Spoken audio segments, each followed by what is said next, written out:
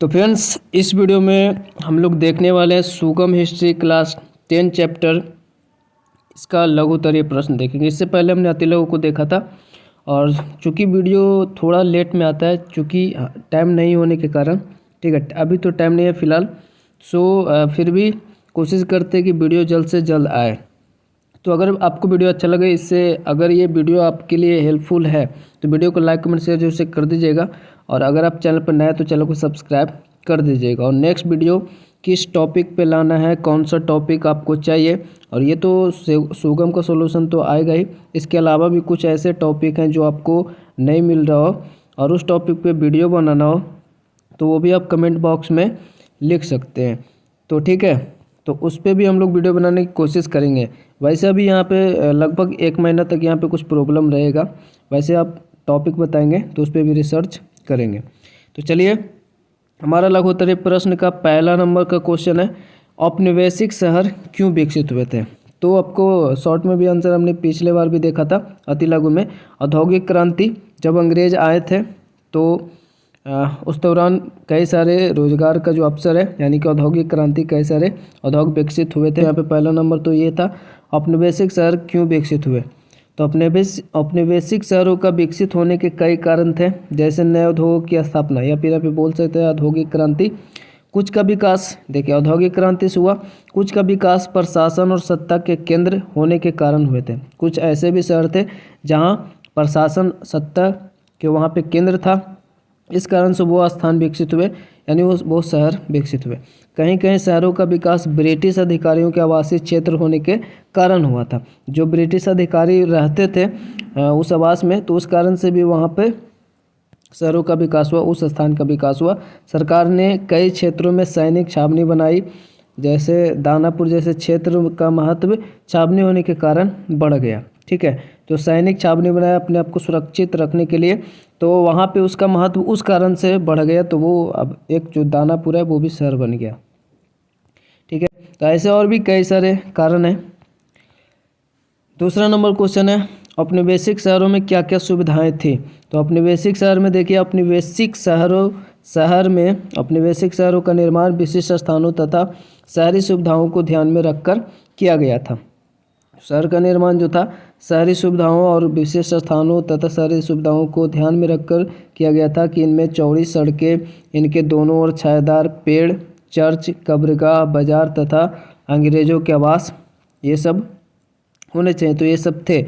इन शहरों में जलापूर्ति का समुचित प्रबंध होता था। अंग्रेजों के आवास के निकट मनोरंजन के कई साधन होते थे, जैसे गोल्फ का मैदान, घुड़दौड़ का मैदान, क्लब, व्यायामशाला। ठीक है, तो ये सब था, यानी व्यायाम करने के लिए, और क्लब, मैदान, ये सब सारे सुविधाएं थे, मनोरंजन के साधन भी थे। तो चलिए अब जल्दी से तीसरा नंबर क्वेश्चन देखते हैं। अंग्रेजों के बंगले किस प्रकार के होते थे। इससे पहले हमने वेबसाइट के बारे में बताया था, तो उस वेबसाइट को भी फॉलो कर सकते हैं, वहाँ पे इजीली आपको ये लिखा हुआ मिल जाएगा। ये एक्चुअली हमने वेबसाइट पे लिखा था, और फिर वहाँ से स्क्रीनशॉट लेकर आपको ये बता रहे हैं। ठीक है, तो उसको भी फॉलो कर ले, चूँकि वहाँ से आप लोग टेक्स्ट को है ना, इसको कॉपी कर सकते हैं और अपने नोटपैड में सेव कर सकते हैं इजीली। तो चलिए, अंग्रेज़ों के बंगले बड़े होते थे। अंग्रेज़ों के बंगले किस प्रकार के होते थे, जो ये पूछ रहा ना, तो अंग्रेज़ों के बंगले बड़े होते थे, उसके चारों तरफ बरामदा होता था, और बंगले के सामने बड़ा सा बगीचा भी होता था। बंगले में खाने, बैठने और सोने के कमरे अलग अलग होते थे। रसोई घर मुख्य मकान से अलग हटकर बनाया जाता था। रसोई और अधिकांश नौकर भारतीय होते थे। उनके रहने का घर बंगला से दूर उसी आहत में बनाया जाता था। तो इस प्रकार का इनका बंगले रहते थे। और पुरानी दिल्ली बोल रहा है कि पुरानी दिल्ली की हवेलियों का विवरण करना है। तो उत्तर है, दिल्ली में स्थित इन हवेलियों का संबंध मुगल काल से है। पुरानी दिल्ली की अगर बात करें, अंग्रेज़ों ने तो नई दिल्ली का विकास किया था, तो पुरानी दिल्ली जो मुगल था, जैसे शाहजहाँ ये सब था, तो उसने उस समय का जो हवेली था उन्होंने ही बनाया था, तो उसका जिक्र करना है। तो इस काल में कुलीनों एवं धनी लोगों की बड़ी बड़ी हवेलियाँ होती थी, जो बड़े बड़े लोग होते थे उनकी। इनमें बहुत सारे कमरे, खिड़कियाँ और दरवाजे होते थे। इनके बीचों बीच एक बड़ा सा आंगन होता था। इसमें बाहरी कमरे भी होते थे, यानी बाहरी कमरा भी होता था, जहाँ अतिथियों को बैठाया जाता था और यहीं व्यवसाय तथा कारोबार की बातें की जाती थी। जो बाहर कमरा होता था, अंदर वाले कमरे होते थे जहाँ पे औरत लोग रहते थे, ठीक है। तो उनके हवेलियों के सामने बगीचे भी होते थे। हवेलियों में पानी का प्रबंध रहता था। सुरक्षा के लिए उनके चारों तरफ ऊंची दीवार होती थी। तो ये सारी चीज़ होता था पुरानी दिल्ली की हवेलियों में। 5 नंबर क्वेश्चन है, नगर पालिका के क्या कार्य थे। तो देखिए, नगर पालिका आपको पता है ये व्यवस्था आज भी है, जो अंग्रेज़ों ने स्टार्ट किया था। तो ये साफ़ सुथरा वाले काम करते हैं। नगर जो अपना नगर है उसको, उस पर सफाई का ध्यान देता है। तो इसके अलावा देखिए, नए शहरों को साफ़ सुथरा रखने के लिए 1860 के दशक में नगर पालिका की स्थापना की गई थी। इसका कार्य जलापूर्ति, सड़कें और नालियों की सफाई, यातायात, पार्क, अस्पताल, संग्रहालय जैसी व्यवस्थाएं करनी होती थी। ये नगर पालिका का काम होता था। और 6 नंबर क्वेश्चन है, शाहजहानाबाद की क्या विशेषताएं थी। तो शाहजहानाबाद की कई विशेषताएं थी। आज ये हमारे धरोहर है जिन्हें देखने देश विदेश से लोग आते हैं। यहाँ लाल पत्थर से बना प्रसिद्ध लाल किला है ना। ये सब है इनकी विशेषताएं शाहजहानाबाद की।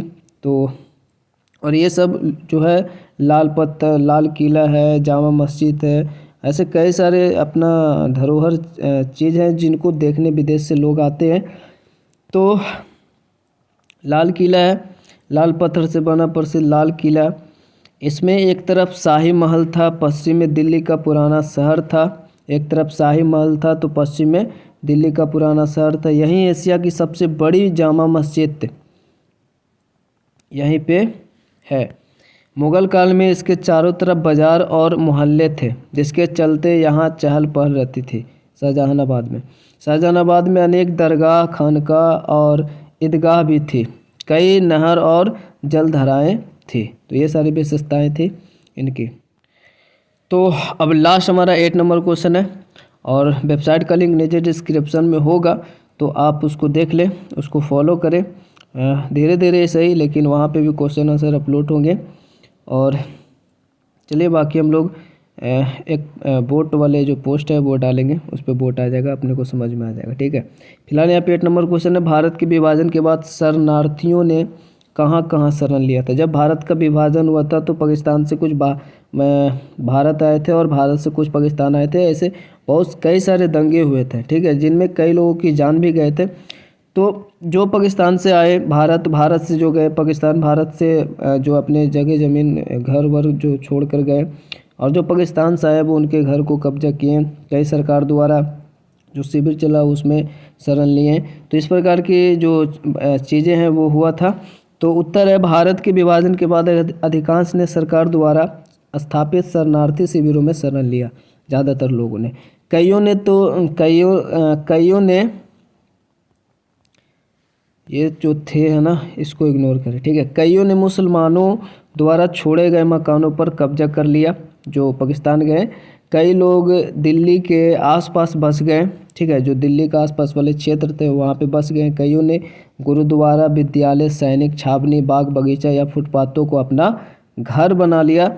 चूँकि विभाजन के कारण हुए दंगों में दिल्ली में भारी संख्या में लोग मारे गए और उनके घर बार लूट लिए गए। तो जैसे हुआ यही कि विभाजन हुआ तो दंगे में बहुत सारे लोग मारे गए, भारी संख्या में लोग मारे गए और उनके घर बार लूट लिया गया। मतलब वही हुआ कि कई जो वहाँ से आया, पाकिस्तान से आया, तो जगह ज़मीन जो है वो लूट लिया गया दूसरे का, और जो यहाँ से गया पाकिस्तान तो वहाँ भी वैसे ही सीन हुआ होगा। और इस प्रकार से दूसरी तरफ पाकिस्तान से आने अनेक हिंदू और पंजाबी भारत आ गए थे, ठीक है। तो ये सारी चीज़ है, ये सारे परिवर्तन देखने को मिलता है। शरणार्थियों ने कहाँ कहाँ शरण लिया, तो मेन तो ये कहाँ कहाँ शरण लिया, तो आपको पता है यहाँ पे देखें, अधिकांश जो है सरकार द्वारा जो शिविर चला इसमें शरण लिया था, और मुसलमान द्वारा छोड़े गए मकानों पर यहाँ पे कब्जा कर लिया। कईयों ने दिल्ली के आसपास वाले जो क्षेत्र था उस पर कब्जा करके वहाँ पे मकान बनाकर रहने लगे, ठीक है। कई लोगों के दिल्ली के आसपास बस गए हैं और ये मुसलमानों में कब्जा कर लिया, वो ये हो गया। दिल्ली के आसपास बस गए, कई ने गुरुद्वारा, विद्यालय, छावनी, ये सारे मतलब ये सारे जगहों पे वो उन्होंने शरण लिया। ठीक है, ये रहने लगे। चूँकि यही हुआ था ना कि विभाजन के कारण दंगों में दिल्ली में भारी संख्या में लोग मारे गए और उनके घर बार लूट लिए गए। दूसरी तरफ के पाकिस्तान से अनेक हिंदू और पंजाबी भारत आ गए थे, तो इसलिए ये सब हुआ था बस। तो ये हमारा 8 नंबर यहीं पे लघु खत्म होता है। अब हम लोग दीर्घ उत्तरीय प्रश्न नेक्स्ट वीडियो में बात करेंगे। तो वीडियो को पेंट करते मिलते हैं नेक्स्ट वीडियो, तब तक के लिए जय हिंद, जय भारत।